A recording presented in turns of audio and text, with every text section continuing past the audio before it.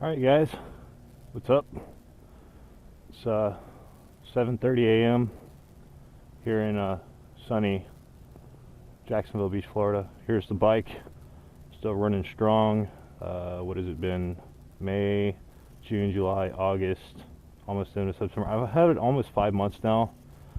As good as new as far as I'm concerned. You know, it's been sitting outside, but it's, you know, the rain keeps it pretty clean. There's really there's a few little tiny like rust spots, which I would expect. I expected it to be worse actually, like right around these things. But bike's good. I'm on my way out to my my second job that I do on Thursdays. I have 3 jobs, by the way, 1 full-time and 2 part-time 1-day-a-week jobs.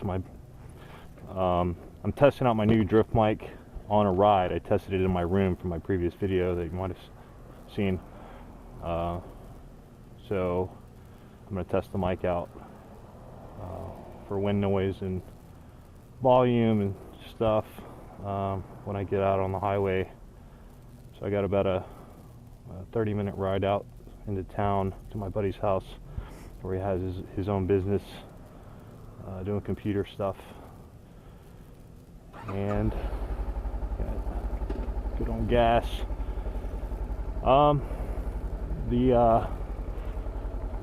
The subject of this vlog, well, to start off with, I worked late last night. I just stayed up. I laid down and I thought I'd rent a movie on demand that I really wanted to see to just relax for a couple hours. Well, I didn't get much relaxing in. I rented the new movie that just came out, World War Z, and I thought, I don't know what I heard from someone else, but it wasn't what I expected. It was so intense. Okay, you should just go watch it. I'm not going to try to explain the movie to you, but it's pretty freaking intense throughout the whole movie. And at the end of the movie, the guy says, be prepared for anything. It really affected me. So in more ways than just riding a motorcycle, and that was going to be the subject matter, is be prepared for anything on your bike. If you're just starting out, I know a lot of you who are interested in this particular model bike are just starting out riding. It's a great first bike. It's a great any bike. I mean, it's a great fun little bike to ride for anyone. But yeah, just watch out. Always watch out for things like, for instance, I come out here to the end of my driveway and I always make sure to look back around this corner here, see if there's a car coming around this turn when I pull out on my driveway. I've seen over the years growing up here, I've seen people just fly through these stop signs. So whenever I take a trip down 2nd Street here, when I come up to the avenues, I always keep my, you know, I might not look directly for cars coming up from the side, but I'm always conscious of it, like in my peripheral vision.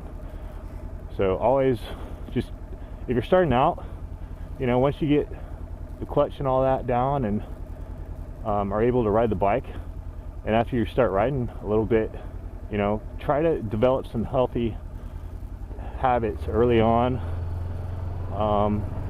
I think of motorcycling as kind of a sport, and the sport to me is more so just like watching out and dodging hazards, vehicles, watching out for cars, going around cars.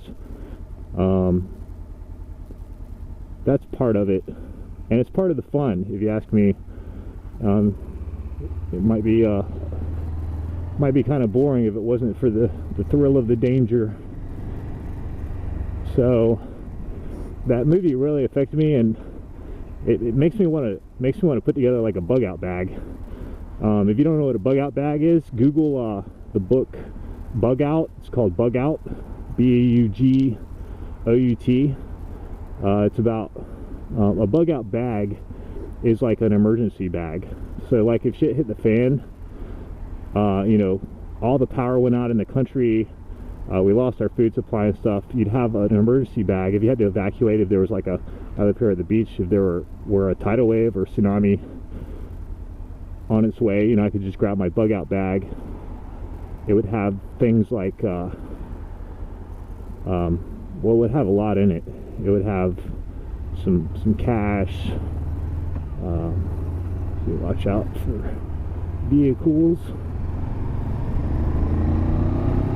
It would have you know, first aid kit, maybe a little portable stove, clean water tablets for clean drinking water, just stuff like that. But check out that, if you're interested, check out that book. I think it's one of the few on the market, but it's called Bug Out. But anyway, so I think that's why I have trouble getting out my words while I'm writing so much on this vlog, is because I'm always processing what's going on in front of me and around me. You know, you also want to watch out for stuff coming up in the road. There might be a ladder that fell off of a truck in the middle of the road, you know, so keep your eyes on the road, you know. Look ahead, do the best you can to stay aware of what's coming up on the road, and try to predict situations. If a car's coming up from the side road, you know, try to predict what he's going to do. It's kind of like body language, but with a vehicle. You can kind of tell where they're going with what they're doing. I'm going to concentrate for a second here.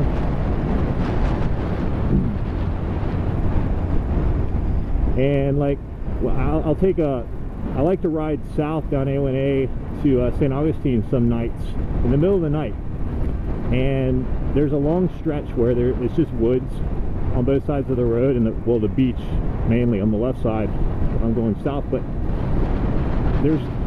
I'm not as cautious on that stretch as I am when I come up to where there's houses on the beach side of the road, because what will happen is raccoons will run across the road to get into people's garbage cans. So when I had my sport bikes in the past, I would speed on the part where I thought it would be, you know, I wouldn't have to deal with the raccoons. I don't come in speeding, but that's what I did. And when I